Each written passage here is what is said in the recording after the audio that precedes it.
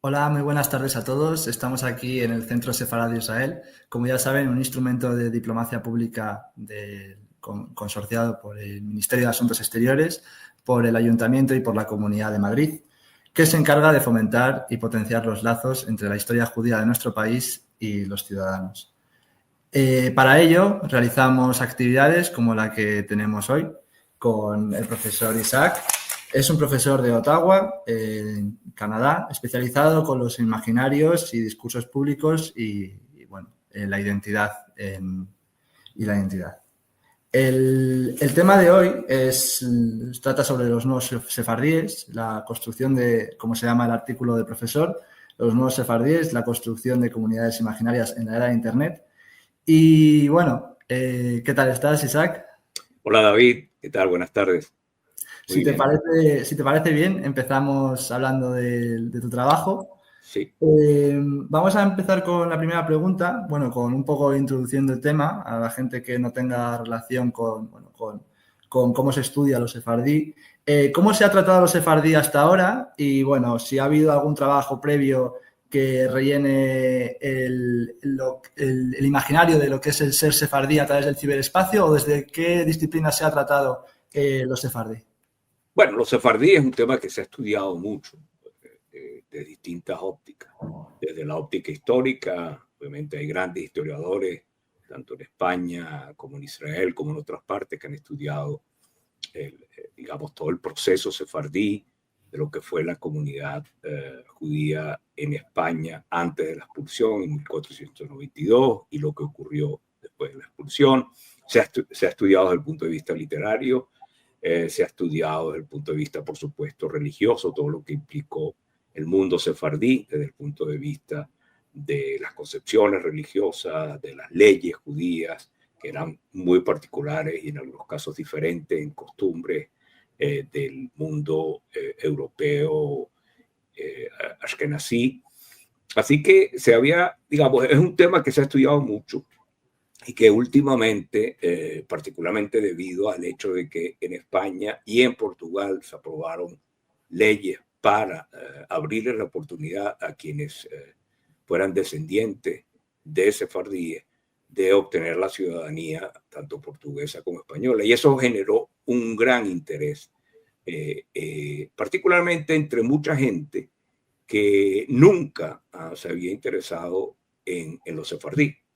Y eso me llevó a estudiar el tema desde el punto de vista del ciberespacio, o sea, cómo los sefardí se ha tratado y cómo, digamos, ha adquirido una cierta relevancia en este ciberespacio, en este nuevo espacio público que nos conecta a todos en el mundo, que es Internet.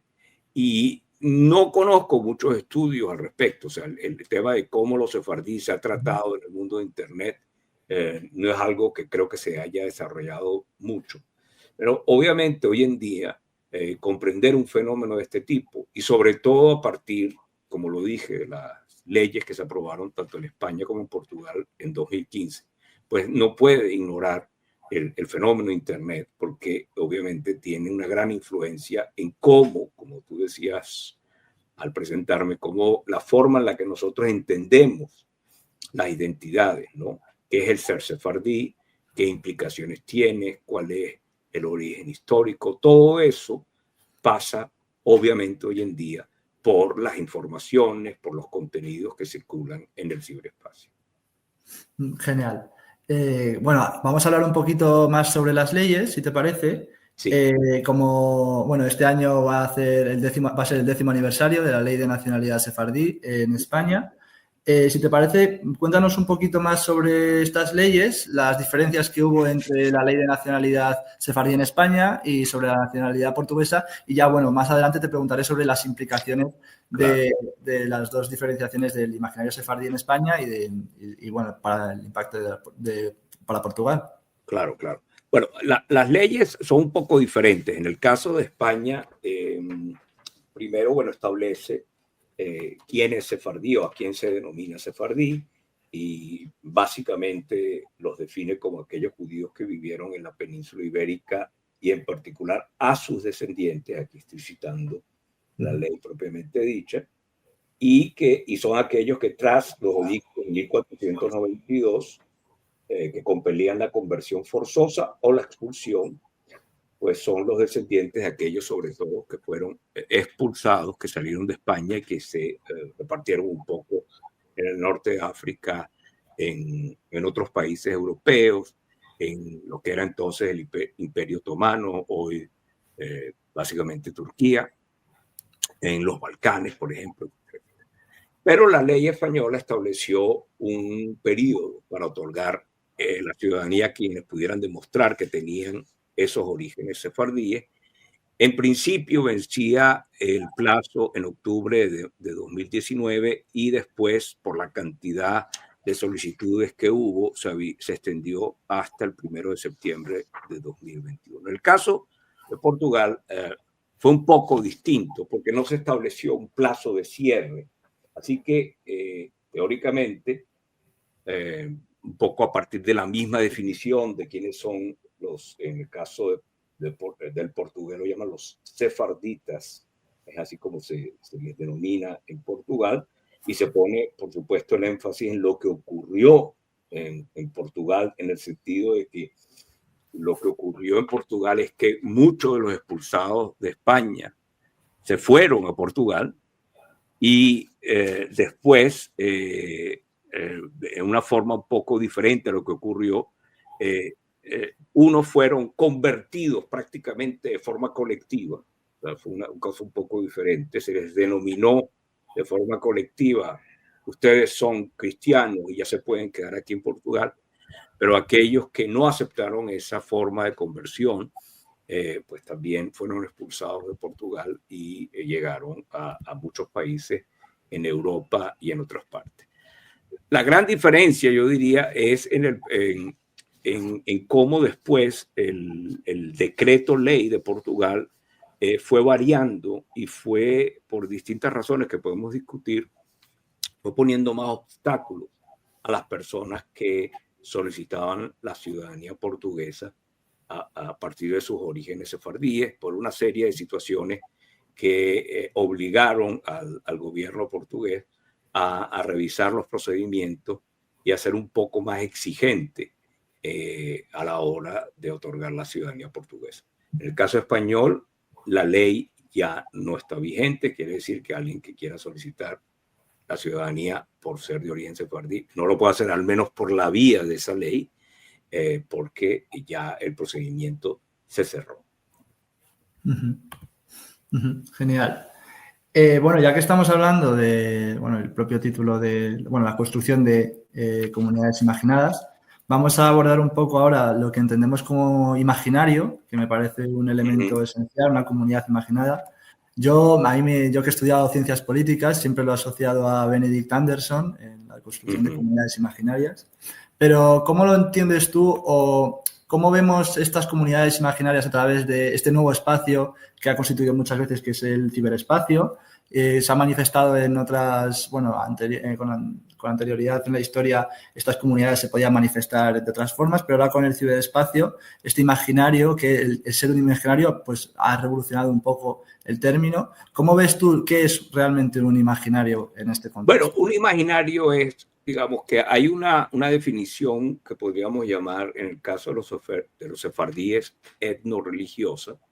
O sea, efectivamente, los descendientes de los judíos que vivieron en la península ibérica, etcétera, etcétera, etcétera. Y después a eso se le pueden agregar una serie de consideraciones.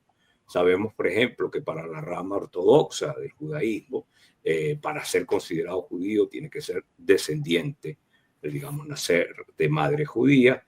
Después eso implica, desde el punto de vista religioso, que se siguen una serie de costumbres que tienen que ver con, como te decía antes, con el mundo sefardí y obviamente también tiene que ver con una serie de localizaciones, que quiere decir que, bueno, esos judíos que fueron expulsados fueron al norte de África, entonces, bueno, obviamente en Marruecos, sobre todo, vamos a conseguir a muchos de sus descendientes, o fueron a otros países como Italia, y en Italia también vamos a conseguir descendientes de esos sefardíes, y fueron a los Balcanes, en Europa y a Turquía, etcétera, etcétera.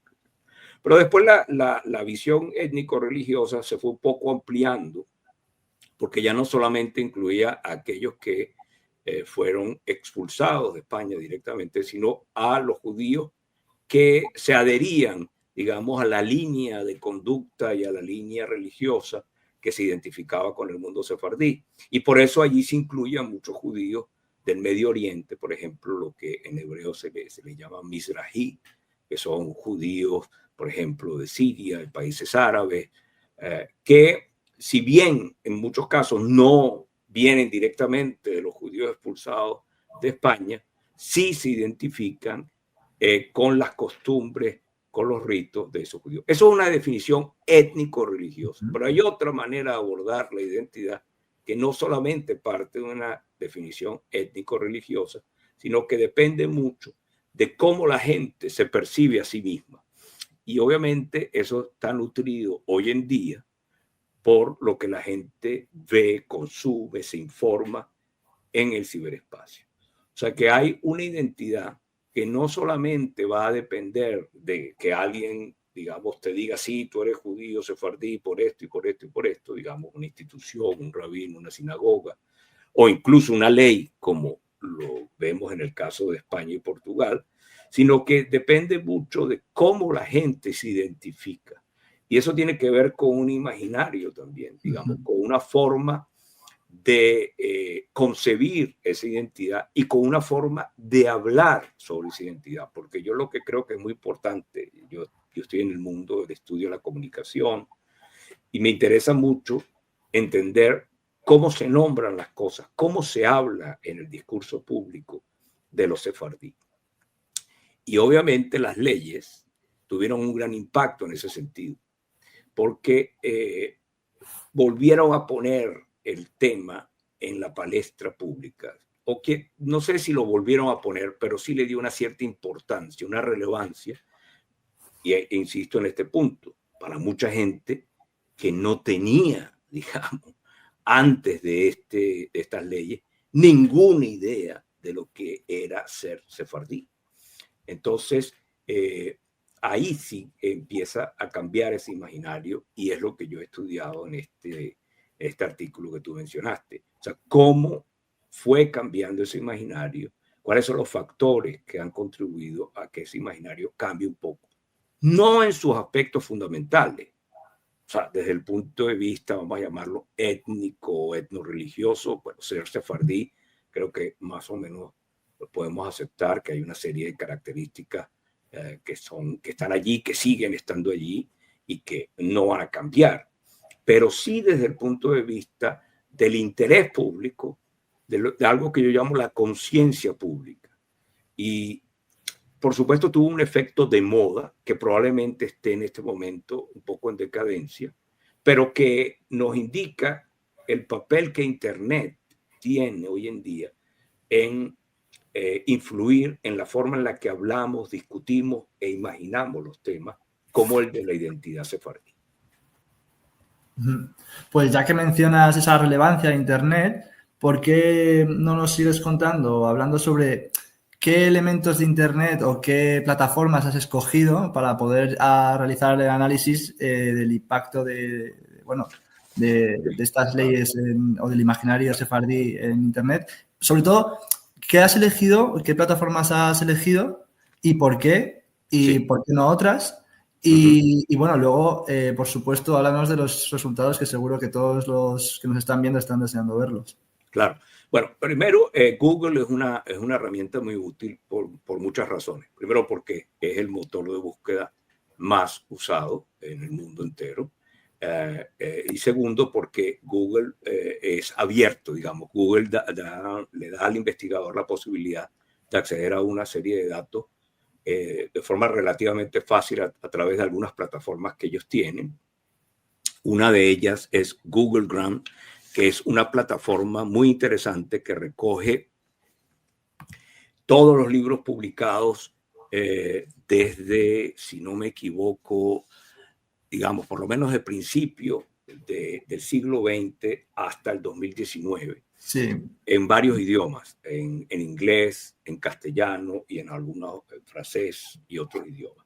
Esa es una plataforma muy interesante porque permite saber digamos, qué importancia relativa tiene un tema en la literatura, tanto de ficción como de no ficción, y cómo ha evolucionado esa importancia.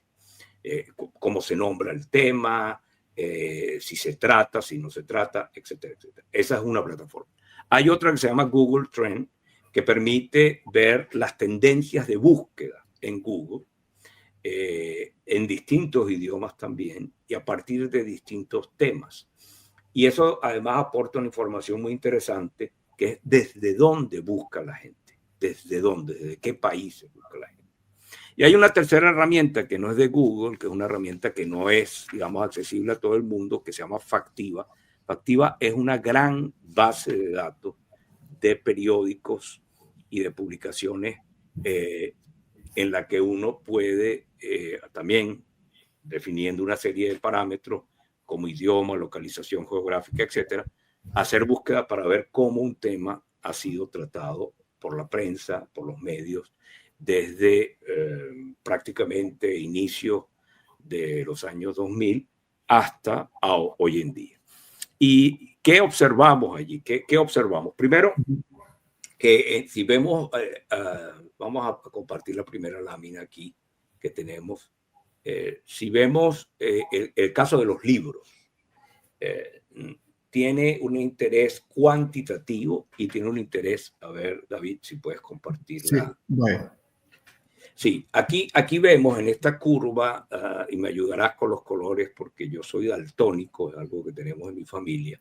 El asunto sefardí en los libros en español en Google Ngram, desde 1980, yo acorté un poco el tiempo hasta 2019, que es la última información que uno puede conseguir en esa plataforma. ¿Cómo se nombran los sefardí? Bueno, primero desde el punto de vista cuantitativo, debo decir que es muy bajo el porcentaje de libros que se ocupan de los sefardí. Independientemente, aquí veamos una curva que creo que es azul, que sí, refiere a la palabra sefardí y que fluctúa, ¿verdad? Que va fluctuando y que tiene unos picos. Por ejemplo, sí, algo que no nos debería sorprender. Hay un pico en 1992, ¿verdad? Lo vemos aquí. Sí.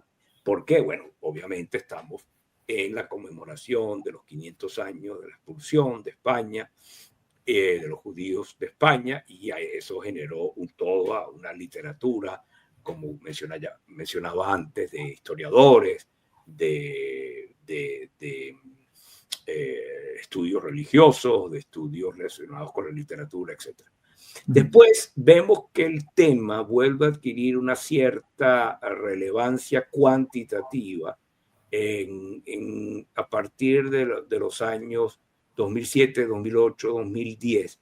Realmente no sabría explicarlo, ¿no? Porque obviamente todavía no estamos en la época de las leyes de España y Portugal. Entonces, yo realmente no tengo, digamos, toda la información para entender bien qué es lo que produce este otro pico hacia mediados de los años 2000, porque después vemos una caída, ¿verdad? De esto. Ahora, lo más interesante para mí no es tanto la parte cuantitativa, digamos, que realmente los sefardí en el conjunto de libros publicados en español del 80 a 2019, bueno, es muy bajo. Lo más interesante es cómo se nombra el asunto. Y yo hice una búsqueda comparativa. Dije, bueno, vamos a buscar en los libros que aparece la palabra sefardí, pero vamos a buscar también las palabras combinadas judíos sefardíes.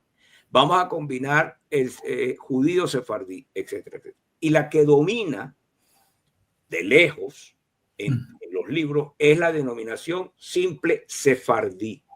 ¿Y qué quiere decir esto? Bueno, yo creo que esto nos está diciendo algo muy interesante. Sefardí, como tal, es una categoría aparte, incluso aparte de judío. No estoy diciendo que cuando se habla de los sefardí, obviamente no se habla de los judíos. Claro que se habla de los judíos, pero es algo que está implícito. Si hiciéramos un estudio comparativo entre sefardí y ashkenazí, que son los judíos de Europa, del este de Europa, de Rusia, etcétera, etcétera, ¿qué es lo que encontraríamos? Que la categoría ashkenazí no existe separada de la categoría judío. Siempre se va a hablar de judío askenazí. En cambio, de sefardí, por lo menos en la literatura, y eso después lo vamos a ver también en las búsquedas en Google, existe como categoría aparte. Y esto es algo muy interesante desde el punto de vista del imaginario y de la identidad. O sea, el sefardí es una categoría aparte donde está implícito que es judío, pero no hace falta decirlo. Porque fíjate que cuando se unen los términos, judíos sefardíes en plural, judíos sefardí en singular, judíos sefaradí, digamos, una ortografía un poco distinta, realmente es muy bajo. Esa relación, en la mayoría de los casos, no se hace. Ahora, si pasamos a la próxima lámina, aquí sí vamos a ver las búsquedas en Google. La gente busca los términos en Google. Todos los hemos hecho alguna vez, hemos buscado algo en Google a partir de una serie de términos, de palabras. Y esto es muy interesante porque ahí vemos una gran curva. Yo sé que el gráfico no se ve perfectamente, que precede también a la aprobación de las leyes. Esta curva, o sea, vemos otra vez las palabras, ¿verdad? Y aquí vemos sefardí, sefaradí, sefardíes, etcétera, judíos sefardíes prácticamente no tiene ninguna presencia o una presencia muy baja a la hora de las búsquedas. O sea, otra vez, la categoría es independiente desde el punto de vista de la palabra, confirma lo que observamos anteriormente. ¿Y qué es lo que busca la gente? Bueno, busca sefardíes, sobre todo en plural, sefardíes en plural, y en algún momento la categoría sefardí en singular vemos que tiene una importancia relativa. Pero ¿cuándo ocurre esto? Perdón, voy a volver atrás y después hablaremos de los medios. ¿Cuándo? Es en 2014. Todavía no estamos en 2015. No se ha aprobado ni la ley en España, ni el decreto ley en Portugal. Pero ¿qué pasa? Ya se empieza a hablar que esa ley viene, ya en los medios se empieza a decir que los gobiernos, sobre todo el de España, está trabajando en una ley para otorgar la ciudadanía a las personas de origen sefardí. Y eso obviamente genera un interés. Y después, claro, ya cuando las leyes han sido aprobadas y el proceso se pone en marcha, tanto en un país como en el otro, como en España y Portugal, sí vemos aquí un pequeño pico, pero que tampoco es muy relevante. O sea que el grueso, el momento estelar, digamos, de la búsqueda, es justo antes que esas leyes se aprueben, porque ya se crea una gran expectativa entre la gente de que eso viene y que mucha gente podrá hacer su solicitud. Ahora pasemos a los medios de comunicación. En el caso de los medios de comunicación, también vemos un interés creciente en el asunto sefardí. Esto yo establecí, que es lo que me da la base de datos en el momento que hice la investigación, empezando en 2002 y terminando en 2023. Y la palabra sefardí, asociado con artículos, noticias, por supuesto en castellano, y cuando me refiero en castellano, tiene que ver con España e Iberoamérica. Aquí están todos los medios, digamos, los grandes periódicos españoles, los grandes periódicos en español de Iberoamérica, de México, de Argentina, de Perú, etcétera, etcétera. Vemos efectivamente un incremento muy importante de todos los contenidos y las noticias que se refieren a los sefardíes. Un aumento importante, con una excepción que es la excepción de la pandemia COVID. No fue dramática el bajón, pero obviamente la pandemia sí tuvo alguna influencia en el hecho de que, bueno, no se generara tanto interés porque los medios estaban muy enfocados en los asuntos asociados con la pandemia. Pero obviamente aquí sí la ley, sobre todo la de España, tiene un gran efecto para darle mucha prominencia al tema. Pero quiero destacar en la próxima lámina algo que confirma mi hipótesis, que la categoría sefardí se mantiene como una forma de nombrar los asuntos asociados al mundo sefardí, independientemente de dos cosas: de tenerla que acompañar con la denominación judía y tenerla que asociar con el tema de la nacionalidad, en este caso española. Porque fíjate en estas dos curvas qué es lo que vemos. Observamos efectivamente el crecimiento de las noticias que incluyen la palabra sefardí, pero cuando acotamos eso y decimos, a ver todas las noticias, pero que tengan que ver con la nacionalidad española, realmente la proporción es muy baja. O sea que parece que la categoría sefardí es algo que tiene un posicionamiento en sí misma. Por supuesto que impulsada por las leyes, por supuesto bajo esa influencia, pero es una categoría que tiene un sentido en sí misma. Quiere decir que hay algo que se llama ser sefardí o presentarse como sefardí que trasciende eso. Y es bastante interesante, tanto en un sentido, lo voy a decir, positivo, y otras veces, como lo podemos ver dentro de un rato, no tan positivo.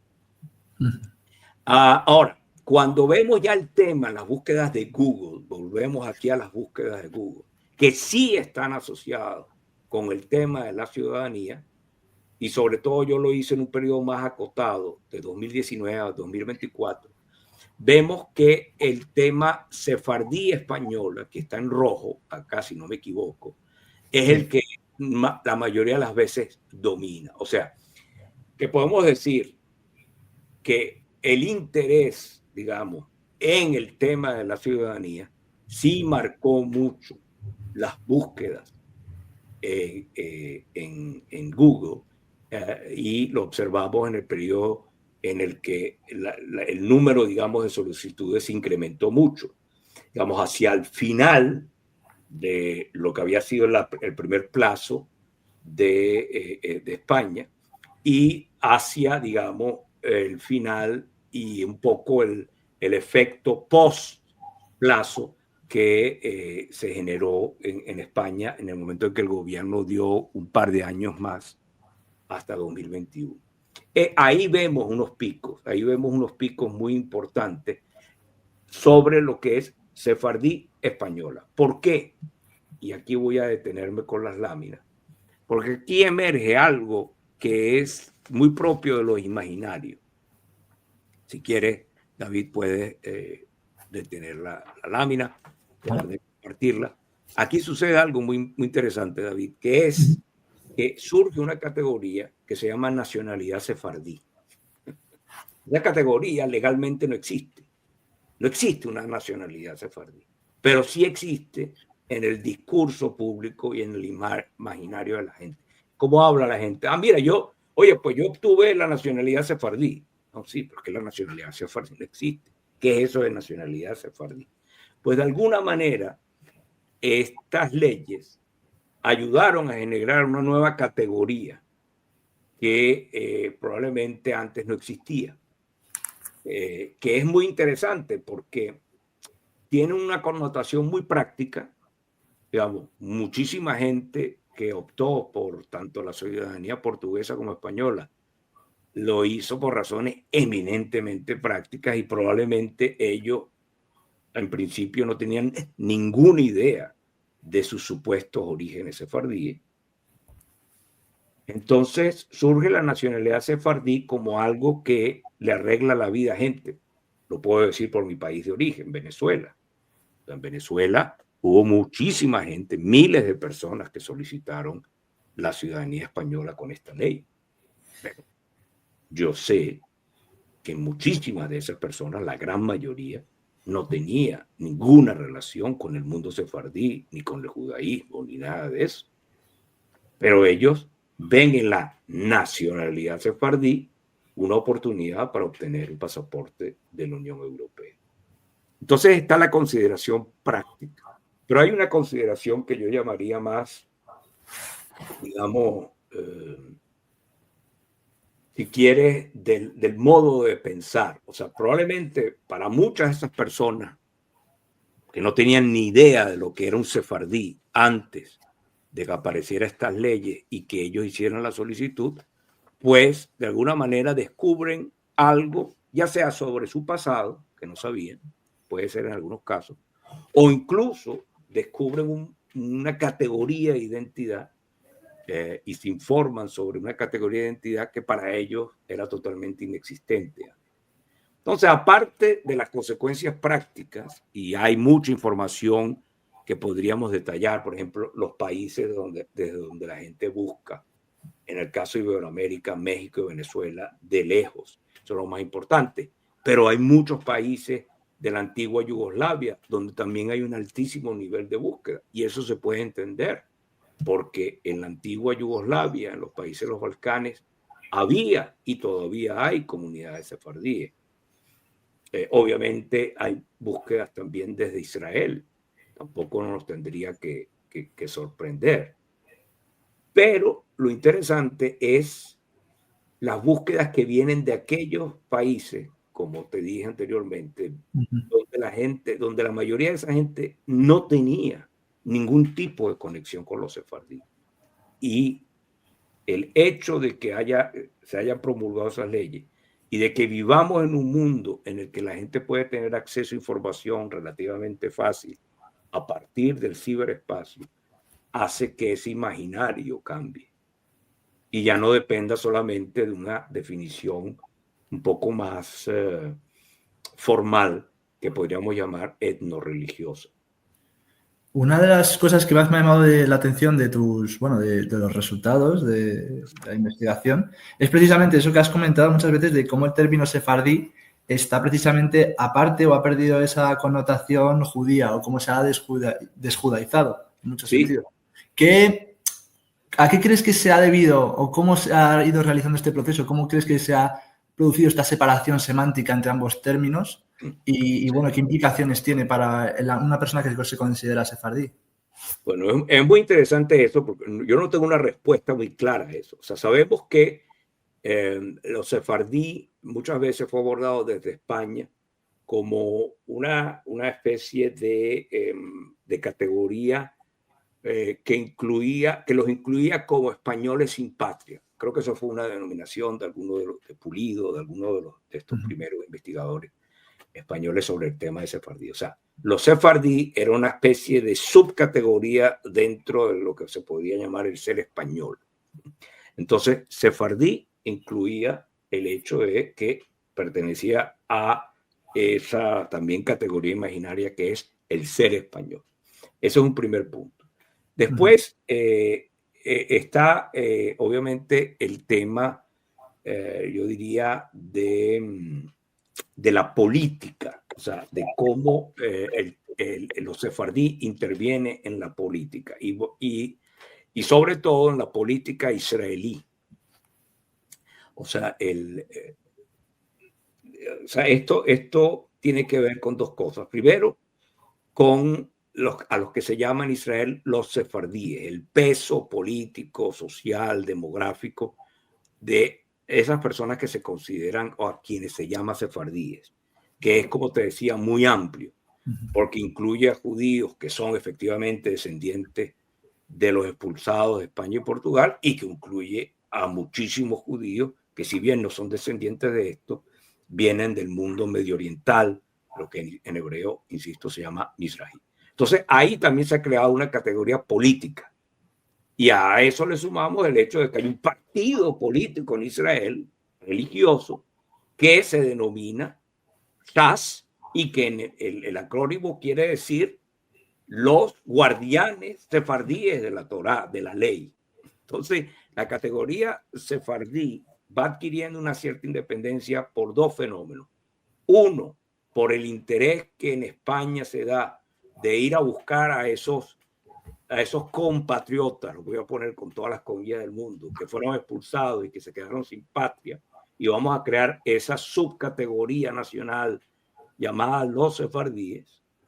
Y después, con el nacimiento del Estado de Israel y con todo lo que eso ha implicado en el mundo judío, pues surge una categoría demográfica y política que también adquiere una cierta independencia, que tiene sus propias características étnico-religiosas, que tiene sus propias características, digamos, se organiza políticamente.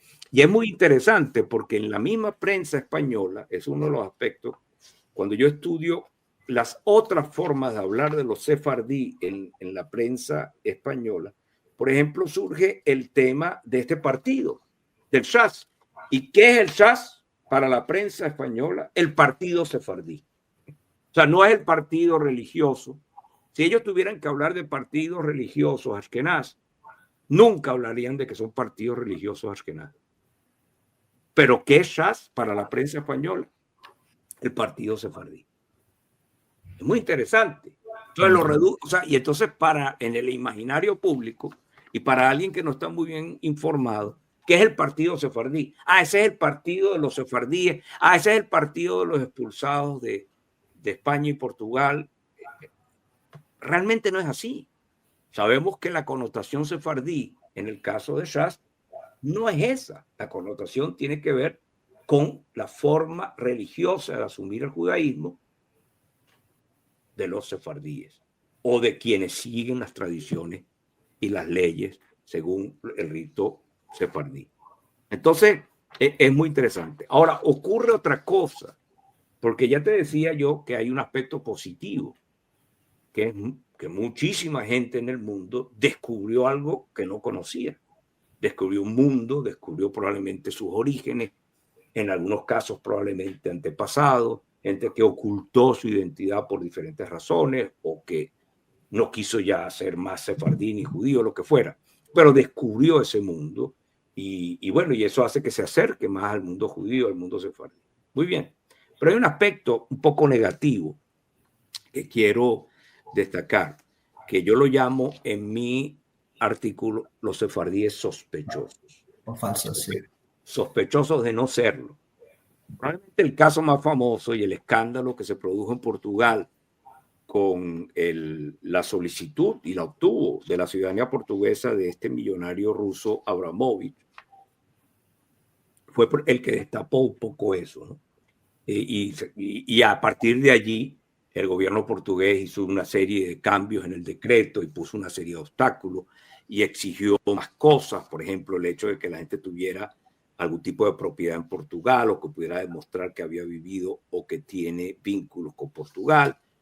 Bueno, eso es así. Pero eso también tuvo un efecto en España, porque según la prensa, y yo por ahí estaba buscando el título, ¿no? Uno de los títulos que salió por ahí en la prensa española, sobre el tema de la propia ciudadanía, según la ley española, era que los procedimientos habían sido, y se utilizó por ahí una expresión un poco simpática, pero también un poco negativa, regulanchinis, o sea, procesos que no se habían hecho de forma correcta totalmente. Entonces los sefardíes que habían seguido, o la gente que obtuvo, o los funcionarios que habían hecho eso de manera un poco incorrecta, vamos a llamarlo así. Y surge esa categoría del sefardí sospechoso de no serlo, de una especie de sefardí de mentira, ¿no? No es algo que recibió tanta cobertura en la prensa, pero sí tuvo una cierta presencia. Quiere decir que,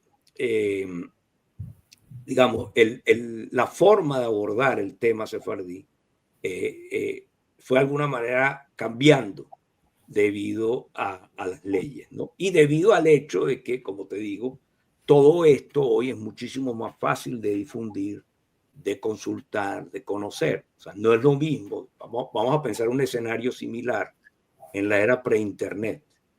Pues las consecuencias no hubieran sido las mismas, ni desde el punto de vista cuantitativo, ni desde el punto de vista cualitativo. O sea, el hecho de que la información circule con tanta rapidez y que la gente pueda tener acceso a una cantidad de contenido y que la gente se pueda informar e incluso después pedir asesoría, que es lo que ocurrió. Muchísimos abogados hicieron un buen dinero con estos procesos. Todo eso se aceleró y se magnificó gracias al hecho de que contamos ahora con todos estos dispositivos.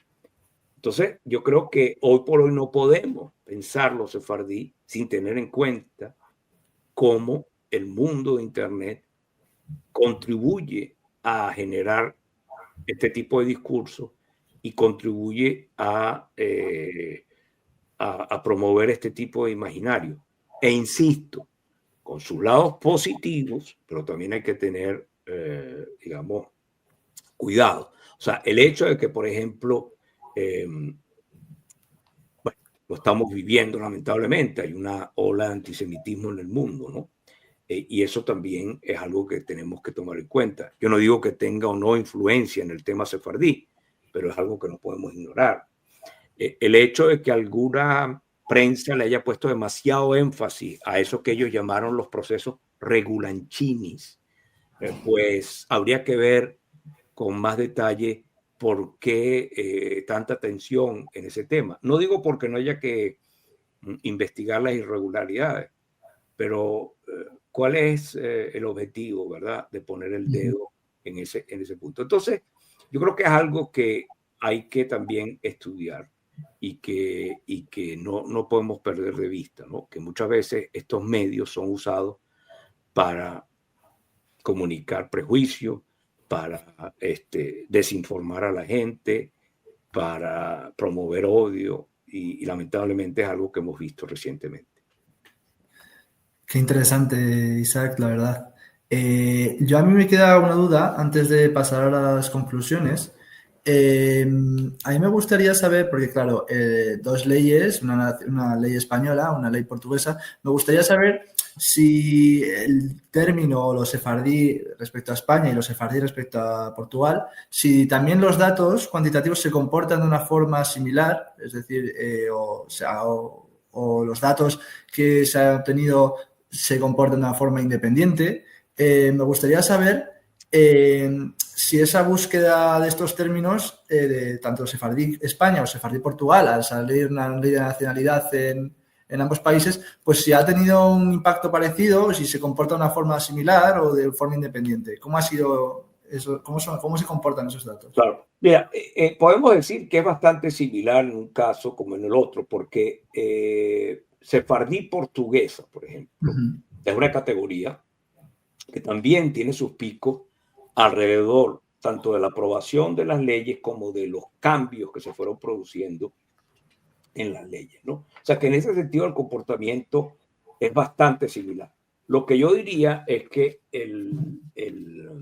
la ley española en volumen, digamos, en cantidad, generó muchísimo más búsqueda que la ley portuguesa.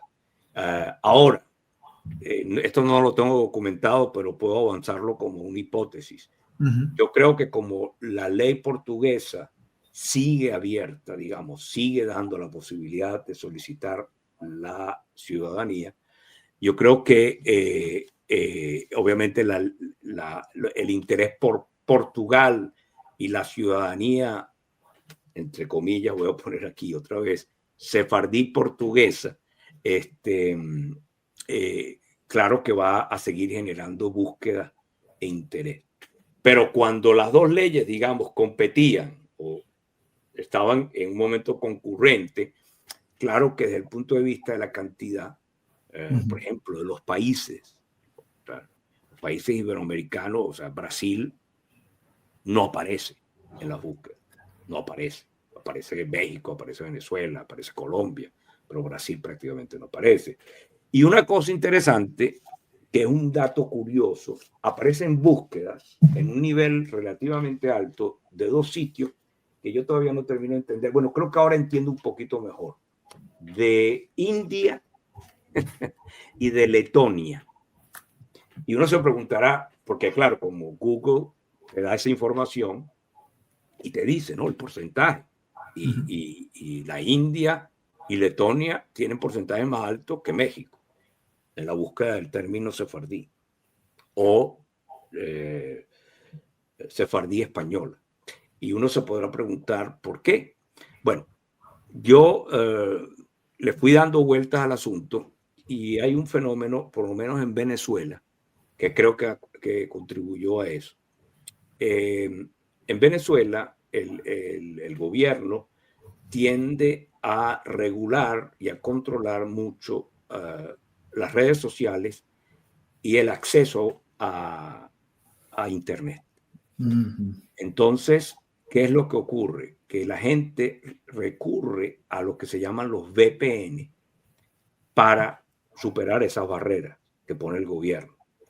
Entonces, muchos de los VPN funcionan de la siguiente manera. Un VPN es una especie de programa que le permite a la gente ya sea acceder con seguridad a ciertas plataformas o poder superar obstáculos digitales que puede enfrentar. Y eso ocurre mucho en regímenes autoritarios como en Irán, en China y también en Venezuela.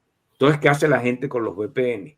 Que muchas veces lo que hace es conectarse, no desde su geografía, incluso si está en Venezuela, pero conectarse a partir de un servidor que está en India, o que está en Letonia, o que está en Macedonia, o que está en Shanghai, no Shanghai, en Singapur, y entonces eso le permite superar el obstáculo. Entonces, ¿qué es lo que podemos asumir? ¿Por qué hay tanta búsqueda desde la India o desde Letonia, que es un país además muy chiquito?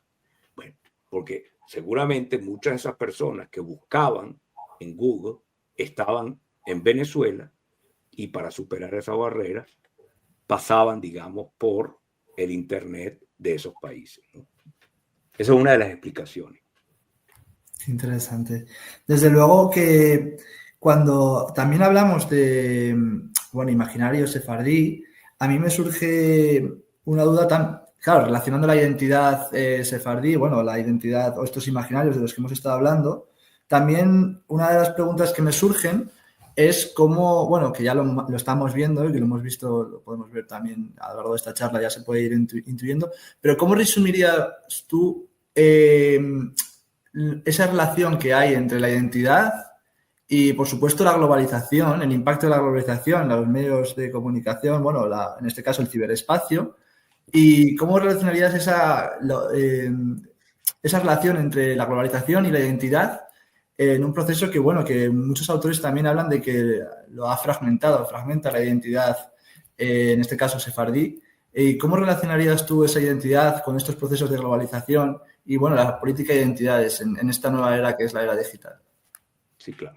Sí, obviamente que vivimos en una época donde la política de identidades es muy importante, sobre todo en Occidente. Yo creo que esto es mucho menos importante en otros países, en otras regiones del mundo. O sea, si pensamos en China, ¿verdad? Que tiene el país más poblado del mundo, si pensamos en la India, si pensamos en otras culturas, otras civilizaciones, yo creo que la política de identidades realmente no pesa, digamos, la identidad está basada en otras cosas. Ahora, en Occidente sí, porque hay una especie de búsqueda de afirmación también individual, o sea, la política de identidades tiene que ver mucho con eso, ¿no? Cómo yo me afirmo, sobre todo cómo yo me afirmo como diferente. Entonces, claro que el tema sefardí entra también allí. ¿Por qué? Porque, como usted decía anteriormente, mucha gente se descubre de repente sefardí. O sea, es uno de los efectos de probablemente de estas leyes. O sea, como te dije, gente que no tenía ninguna idea de que tenía algo que ver con los sefardí, se descubre, entre comillas, sefardí. Yo creo que eso es una minoría dentro de la minoría, porque yo creo que la gran mayoría de la gente que hizo esto y que se descubrió sefardí lo hizo por razones eminentemente prácticas. Pero no podemos descartar que al descubrirse a alguien sefardí, pues haya querido también reconectarse con sus orígenes, con su pasado, y digamos, y hacer un camino como de vuelta, ¿no? A lo que fueron sus ancestros. Ahora, esto ocurre en este espacio global donde estas identidades no siguen el patrón, vamos a llamarlo clásico u ortodoxo. Y yo creo que ese es un poco el sentido disruptivo que tiene a veces la globalización. O sea, si a mí me hablan de qué es un sefardí, pues yo inmediatamente me ubico en mis orígenes, en los judíos de Marruecos, que hablaban un dialecto de judío español que se llama Jaquetía y tal, y yo me empiezo a identificar con una cantidad de cosas. Pero en este mundo donde la gente tiene acceso a una variedad enorme de información, donde la gente se identifica con sus orígenes, con una cultura, con una religión, por múltiples razones, pues el que se pueda llamar sefardí, digamos, y que haya hecho este descubrimiento a partir de las leyes, pues no va a tener esos mismos referentes que tengo yo. Va a tener otros referentes y muchos de esos referentes van a estar en su imaginación. Él se los va a crear. Entonces, hay una, yo diría que el efecto de la globalización y el efecto de estas tecnologías es que las definiciones clásicas empiezan a ser cuestionadas, empiezan digamos, a ser un poco confrontadas con otro tipo de identidades o con otras formas de identificarse como tal. Y eso es un punto de fricción. Eso es un punto de fricción. O sea, la gran pregunta en Israel, digamos, es una pregunta que se ha debatido: ¿quién es judío? Y la famosa ley Mi Yehudí, ¿quién es judío? ¿Quién es judío? Bueno, pues también hoy por hoy, yo creo que la pregunta de quién es sefardí no es una pregunta que va a ser tan fácil de responder. ¿Por qué? Porque, como te digo, hay un patrón, sí, clásico, muy etnorreligioso, muy claro, y hay otro patrón que es cómo la gente se siente. Y se siente a partir de las cosas que ve, que consume, de la información, de lo que va descubriendo. Y eso no lo podemos ignorar. Eso es positivo, negativo. Bueno, no lo sé. Yo no voy a hacer un juicio de valor al respecto. Pero eso es una realidad. O sea, ya las identidades son mucho más fluidas. Y entonces pretender que solamente hay un patrón para hacer sefardí, en el mundo de hoy, eso no tiene mucho sentido. Genial. La verdad es que es súper interesante también la relación entre las políticas identitarias y bueno, como la construcción de un imaginario como es el sefardí y cómo las políticas, pues bueno, se van adecuando a las demandas en este caso, del contexto en el que vivimos en Occidente. A mí, bueno, si me lo permites también te quería preguntar por cómo va a evolucionar los sefardí en los próximos años y cómo crees que va a evolucionar. Y bueno, no sé si quedan muchos estudios, supongo que sí, que por supuesto quedarán muchos estudios pendientes sobre los sefardí, pero sobre todo también quería poner énfasis en dentro del ciberespacio, en este caso, qué estudios quedan pendientes dentro, también fuera del ciberespacio, pero respecto a los sefardí. Claro, mira, yo por ejemplo no incluí aquí la importancia que tienen las redes sociales. O sea, yo me enfoqué Claro. mucho en Google como motor de búsqueda, pero las redes sociales también han jugado un papel muy importante en este tema. O sea, el papel de Instagram, el papel de un Facebook, el papel de lo que fue alguna vez Twitter, ahora se llama X, y otras tantas, el TikTok, digamos, el propio YouTube, que es también una gran fuente de consulta para la gente. Entonces, ahí queda un campo para estudiar, digamos, todo el mundo del ciberespacio, no solamente el mundo de la búsqueda en Google. Después está otro tema que es el tema para mí que es el aspecto político de los judíos y los sefardí. Sobre todo en un contexto, lamentablemente, como lo digo yo, de conflicto y de reemergencia del antisemitismo, ¿no? Yo creo que eso es un aspecto que también merece ser estudiado. Y porque hay una carga también que viene con los sefardí versus los que nací. O sea, mucha gente ve el mundo así, o sea, muy dividido, ¿no? El mundo judío muy dividido en esa categoría. Y otra cosa que yo creo que es interesante es la propia política o la propia demografía de Israel, que creo que es lo que va a tener una mayor influencia en cómo los sefardí va a ser concebido e imaginado en el tiempo. Porque obviamente Israel es el centro, el gran centro de la vida judía y creo que vamos a ver su importancia crecer y su impacto para el resto del mundo judío, no fuera de Israel. Entonces, eso también es algo que merecería ser estudiado y que se está estudiando, obviamente. Hay muchos investigadores israelíes que se interesan en ese tema, por supuesto. Y otra cosa, que es que hay eventos, entonces yo pondría 1992, hay fechas, vamos a llamarlo así, asociadas con eventos. O sea, 1992 ya lo vimos, tuvo una gran influencia, ahí se dispara el interés por los sefardíes. Las leyes estas de 2015 tienen también un efecto. Y yo creo que podemos esperar a futuro otros eventos, espero que positivos todos, ¿verdad? Que van a generar un interés creciente en los sefardíes. Pues esperemos que sí, que sean positivos. Y bueno, si al profesor Isaac Nahón le parece bien que demos por concluida la charla. Bueno, muchísimas gracias, David, por Muchísimas gracias a ti escucharnos. por contar con nosotros para realizar la charla y esperemos tenerle de vuelta de aquí a dentro de muy poco.